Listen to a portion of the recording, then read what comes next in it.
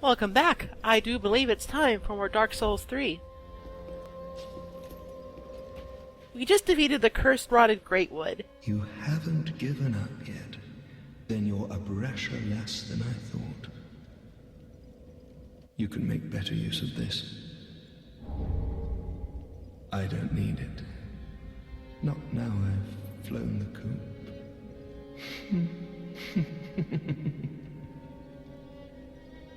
The Undead Legion of Farron is a caravan of undead, sworn by wolf's blood to contain the abyss. The Legion will bury a kingdom at the first sign of exposure. Joyous bunch, really. Gaining admission to the Legion is a matter of some ceremony. Inside their keep, snuffing out the flames of 3 altars opens the door to the wolf blood. Even accursed undead want to believe they're special, it seems. I pity the sorry souls.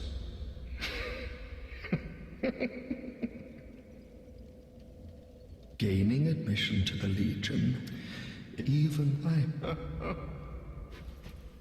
Hawkwood seems quite impressed that we haven't given up yet, and he gives us some more advice on how to proceed. Eventually we're going to need to find the Undead Legion, so that's helpful advice. Aha, thou returned, and a fine day it is. So, happened upon any twisted souls?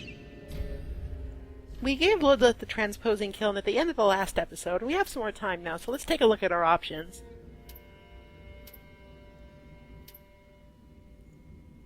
Oddly enough, these demon items appear even though we don't have a demon soul.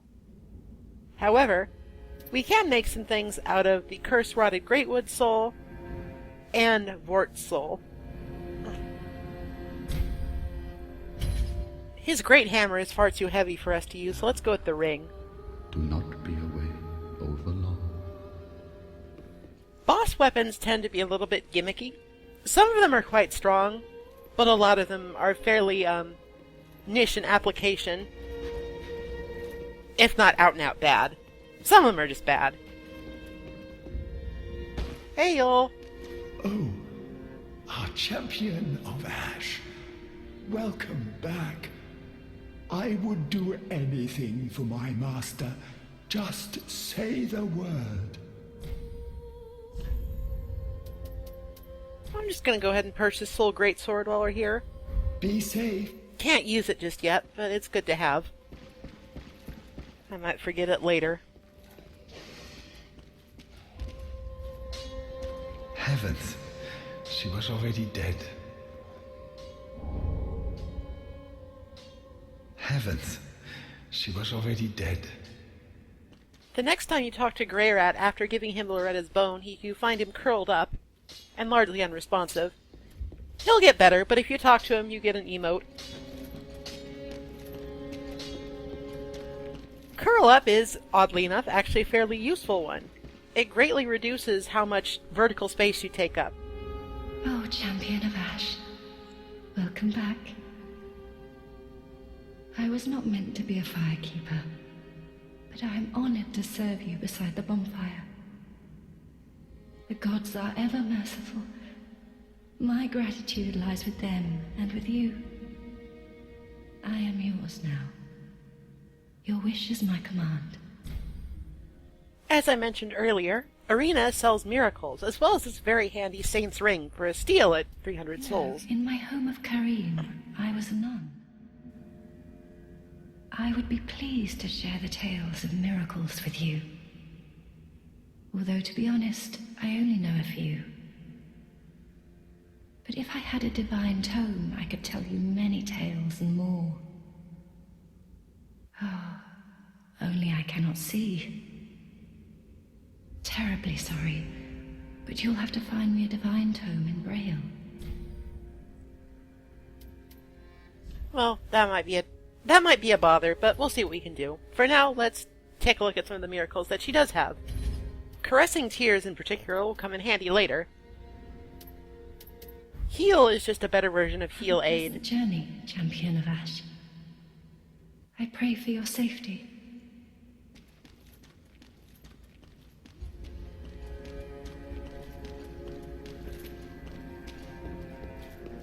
It takes a little while longer to cast, but the effect is much more pronounced.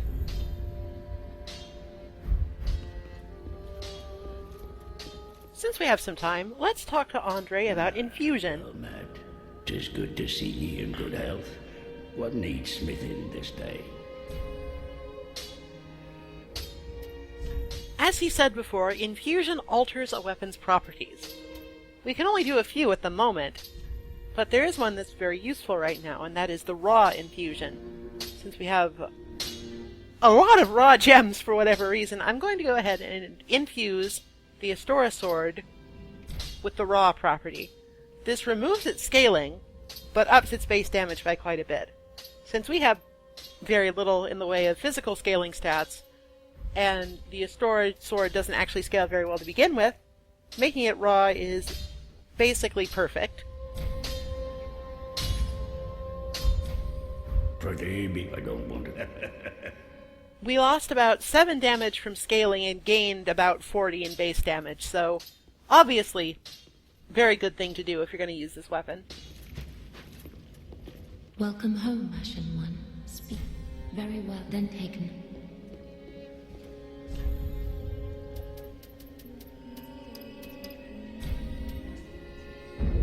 Since pyromancy scales equally with both faith and intelligence, Farewell, I'm going to keep pumping those up. flames guide thee. It also increases the number of miracles and spells we can use.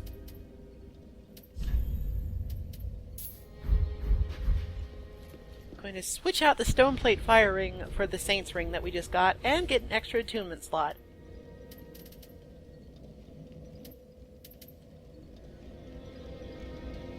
Magic weapon is never bad to have.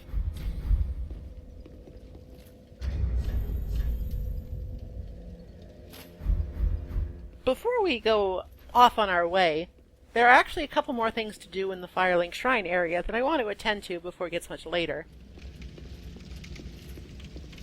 First, we have to wait for the fog wall to disappear.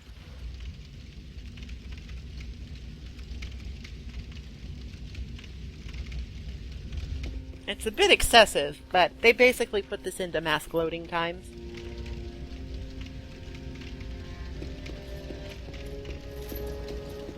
I don't really think it was necessary, but after Bloodborne's release, maybe it was.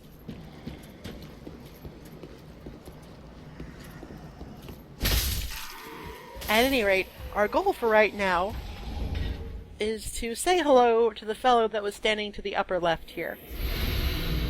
We saw him briefly in the first episode, but at that point we were a little too weak to take him on. This is the Swordmaster, and if you don't know how to deal with him, he will screw you up. However, I know how to deal with him. He has almost no poise, and he is very easy to parry if he goes into a special draw stance. If you're not confident in your parrying skills, simply attack him a couple times with a fast weapon and then back off. Don't get greedy or go for trades because he will outtrade you. However, he staggers very easily, so you can do damage more or less without any sort of reprisal. He drops his tattered rags and an Uchigatana. The rags are a little indecent, so let's stick with the Mira set. The Uchigatana is a powerful weapon, but it also requires a lot of dexterity to use. We'll keep that on the back burner for a while. That door doesn't open from this side, so mostly we just came up here to deal with the Swordmaster. Doing so actually unlocks his summon sign at several bosses. And he can, through interesting manipulation of the game's code, be an invaluable ally in helping to sequence break a little bit. I might show that off in an alternate reality, or I might not. It's kind of a pain. But it's also kind of funny.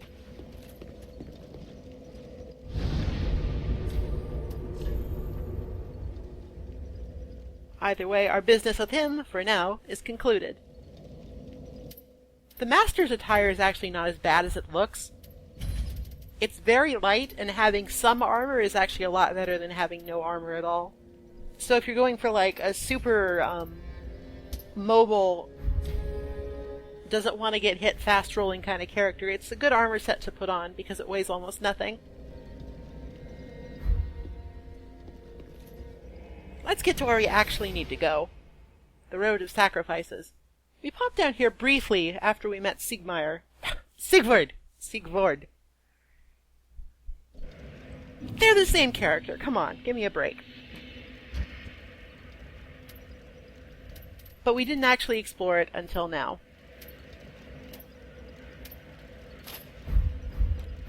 I think we have enough faith at this point that the Saint's Talisman is a little bit better.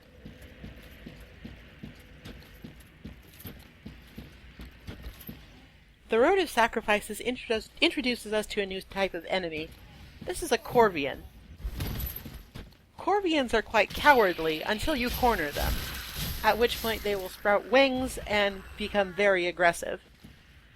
However, that leaves them vulnerable, so one at a time they're very easy to deal with. This area also gives you multiple opportunities to use the plunging attack, which can make these encounters much easier. However, not all encounters with the Corvians will go so smoothly.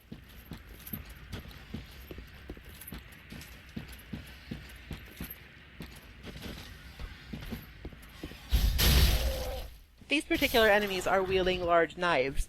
The Corvians can actually drop their weapons, and they have some unique properties to them. However, the drop blade is really obnoxiously low. Just showing off heal there, how it takes a bit longer but does a bit more than heal aid.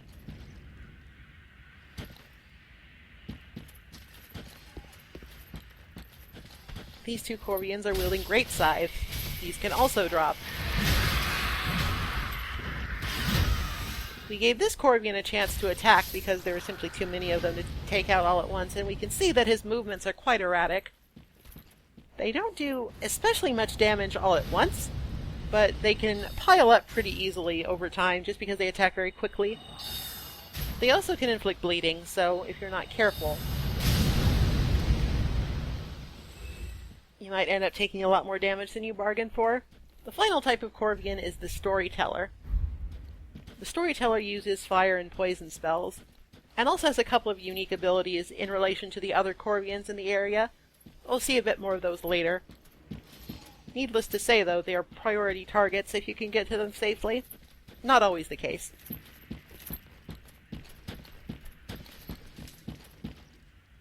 The Road of Sacrifices is a bit of a convoluted area, at least in this portion. The correct path is not necessarily the obvious one, and there's a lot of little side crevasses and stuff that hold goodies. It pays to be observant.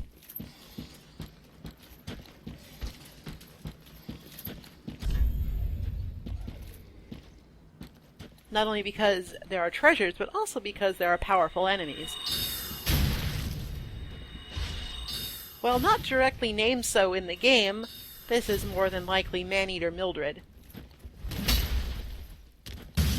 an invading phantom and helper from Dark Souls 1, who wears nothing but the Master's attire, the loincloth, and the butcher's knife.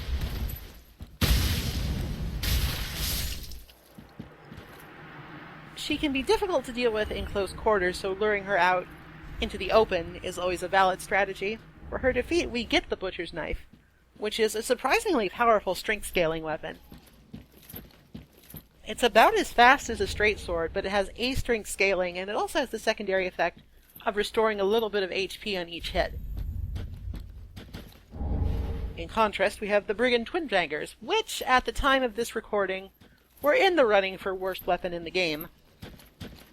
They are, however, the first twin weapons that you can find. With these weapons, instead of holding the weapon in two hands, you can actually put one in each hand and you get a different moveset from that. I will probably show this off with a set of twin weapons that are actually good and not garbage. The problem with the twin daggers is that they are extremely weak in terms of attack rating. You might be able to get some work done if you put some bleeding on them, but there are weapons that have bleed natively that are much better. It's just kind of a waste all around. I believe that actually a recent patch might have made them a bit better, though. I haven't tested extensively since then. Now here's another cool trick that you can use. Probably well known to series veterans, but still worth showing off. If you use the binoculars, you can actually aim your spells. Whichever spell you cast will go directly to the center of the screen. So while there's no reticle like there would be with a bow, you can still, more or less, aim accurately with the binoculars. Spells are fairly slow-moving, though, so this only really works on stationary targets.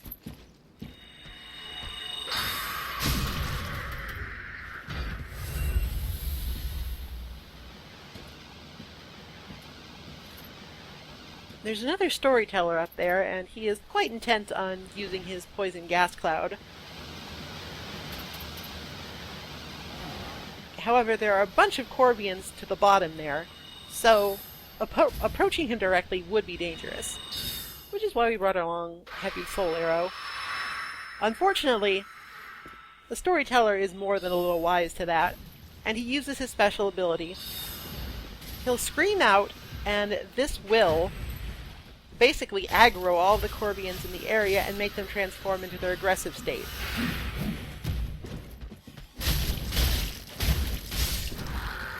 Sniping at them from a distance is safe only for a certain amount of time. Fortunately, it didn't affect all of the Corvians in the area this time. If you had to take on all three, that would have been difficult. There's also that fellow up there who has, oddly enough, red eyes. You can't reach him from here, though.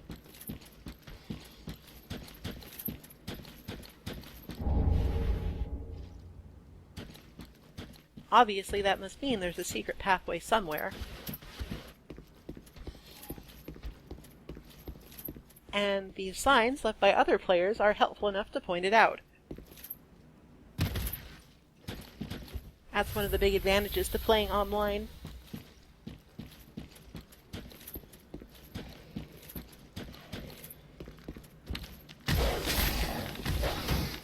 There's a couple of dogs down here, but they're not too difficult. The only thing of note about them is that one of them appears to be pregnant.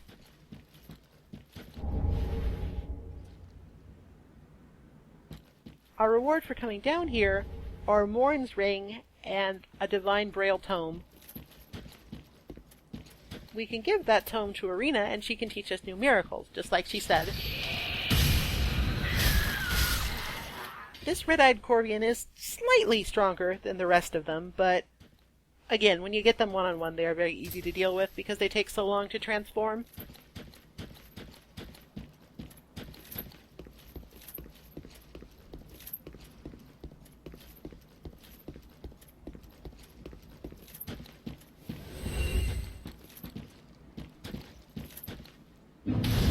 We have some new friends over here in the halfway fortress. Oh, hello. How do you do?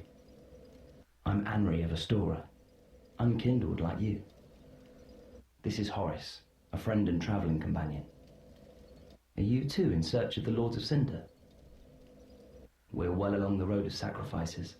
Below us is the Crucifixion Woods. Beyond the flooded woods lies Farron Keep, home of the Undead Legion. Further yet is the Cathedral of the Deep. We seek the Cathedral, home of the grim Aldrich. We may go our separate ways now, but we are both seekers of lords. The next time we cross paths, one may find the other in a time of need. May the flames guide your way. Oh, yes, Horace. He's not very talkative, but don't think ill of him. He is an upstanding, kind-hearted knight, a fine partner for this grueling journey. Without his help, I would have cursed this onerous duty long ago. We are well along the road. Beyond the next time, may the...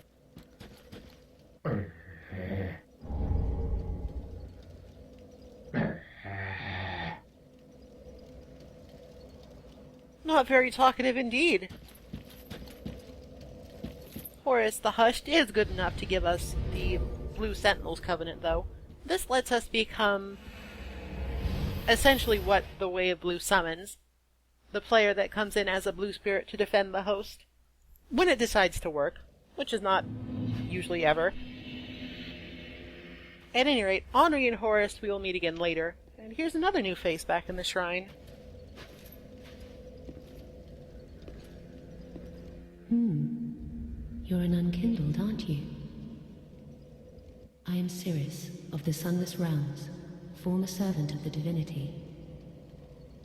Duties we each bear, but one's duty is a solitary affair. I doubt we've much to gain from fraternization. Blessing of the moon upon your journey. I doubt we've much to gain. Blessing. Sirius is a bit frosty, but maybe we'll meet again sometime and she'll warm up to us.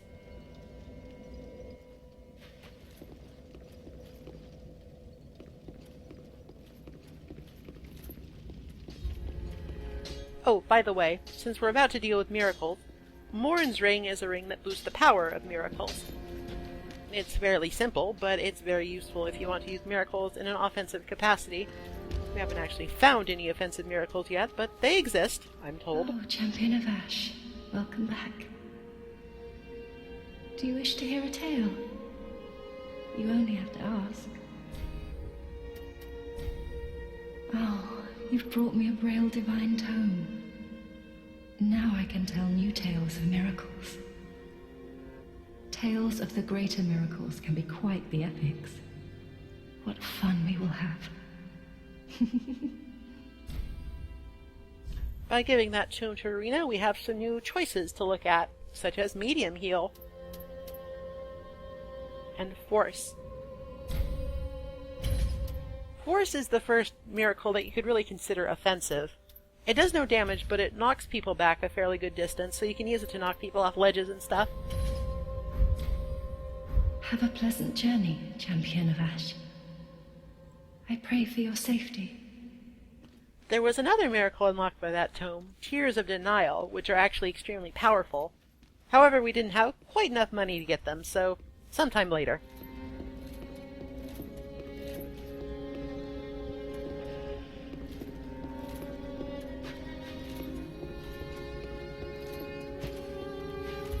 There's a lot of odds and ends to clean up in this episode, so let's keep going. Hasn't it been some time? I'm Leonard, the Ringfinger. Remember me? I slipped you those red eyes some time ago. You're making quite an effort of it, so I thought you might like to know. If you yearn for a proper red-eye orb, one that is uncracked, then kill the Dark Wraith, survivor of the land swallowed by darkness.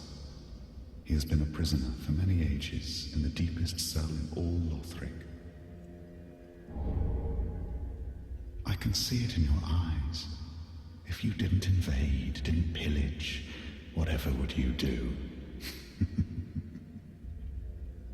If you fancy a proper red-eye orb, one uncracked, untainted, then kill the Dark Wraith, survivor of the land swallowed by darkness. He has been a prisoner for many ages in the deepest cell in all Lothric. I can see it in your eyes. We haven't actually used any of those red eyes yet, but Leonhard seems comfortable to jump to conclusions, so let's indulge him. Either way, it doesn't seem like it would be a very good idea just to let this Dark Wraith fellow have something so powerful.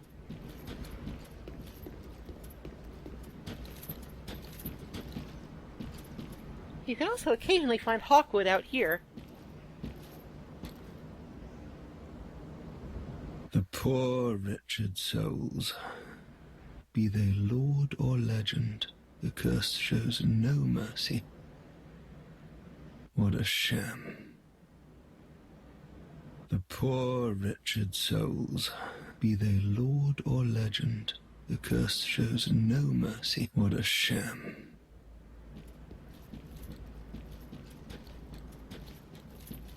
Seems that he is paying respect to somebody.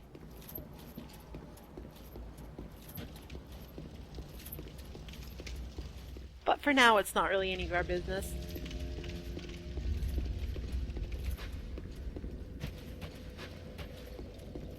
entirely sure what triggers him to go out and visit the grave. It might just be random upon spawning in. Sometimes he's in the shrine, sometimes he's outside. Either way, let's go deal with the Dark Wraith.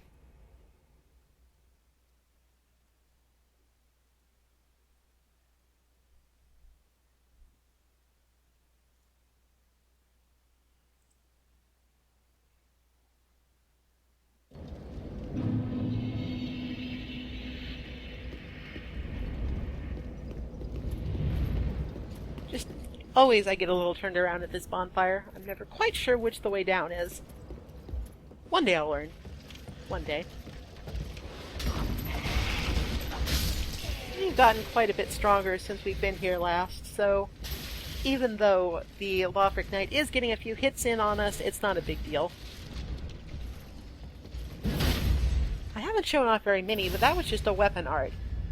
The straight swords tend to have the stance skill, which allows you to take a special stance and execute special attacks that will bust through enemy shield defenses. It costs some FP, but it's also a very powerful effect.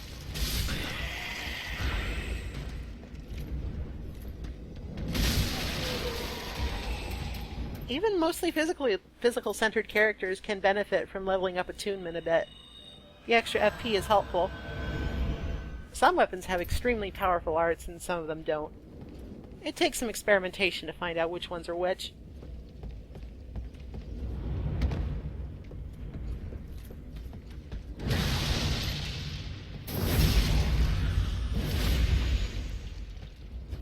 You may remember this door from way back when. Oh my god, another raw gem. Okay, whatever. You may remember this door from way back when. We couldn't open it, but now we have the proper key.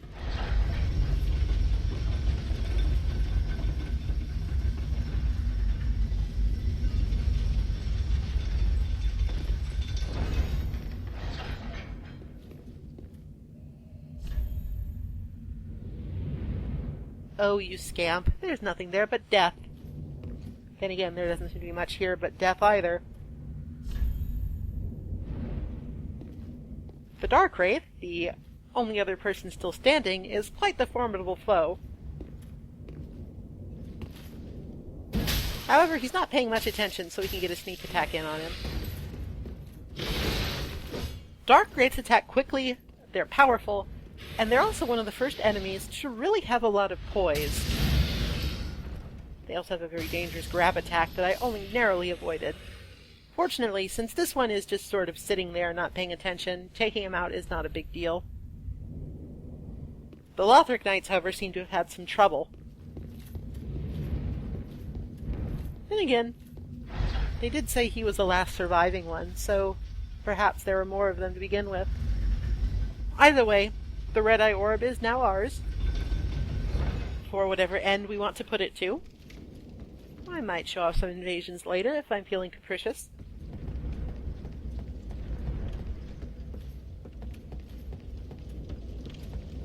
That Dark Wraith actually respawns, despite the fact that he seems like he should be a unique enemy. So, if you want to farm his special equipment, you can simply go back up to the bonfire, rest, and retry. The Dark Sword in particular is a very powerful player versus enemy weapon and player versus player weapon. In fact, it is so much so that it is kind of reviled by a lot of the player base. Still, if you're having trouble, picking one up might make things easier for you.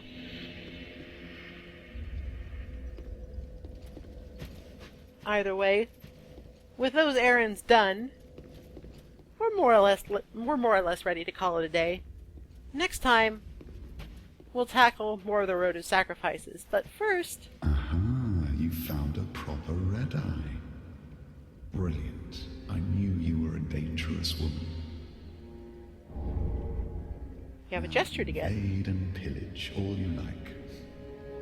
And if you grow weary of your duty, you too may become a finger. Come on, give yourself to Rosaria of the Cathedral of the Deep. That sort of sounds like the Lothric equivalent of just falling in with the wrong crowd, so maybe not. Maybe not. Still, other decisions for other days.